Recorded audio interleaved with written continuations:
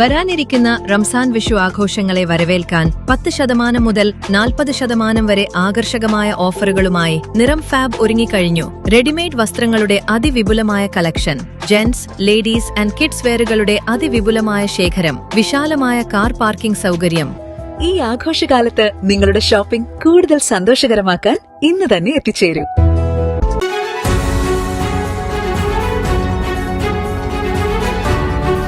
എരുമപ്പെട്ടി വെള്ളറക്കാട് കൊല്ലൻപടിയിൽ നാടിനെ നടുക്കി തെരുവുനായയുടെ ക്രൂരത.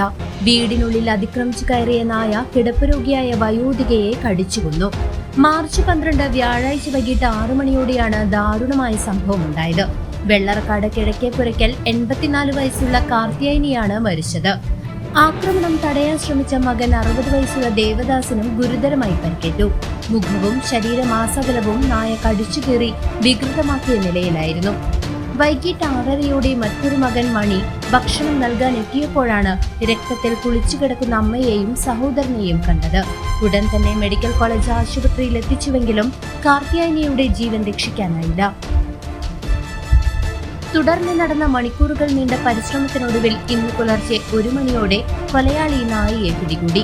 Animal rescue team അംഗം ബൈജു കടങ്ങോടിന്റെ നേതൃത്വത്തിൽ എരുമപ്പെട്ടി പോലീസും നാട്ടുകാരും ജനപ്രതിനിധികളും ചേർന്നാണ് നായയെ വലയിലാക്കിയത്.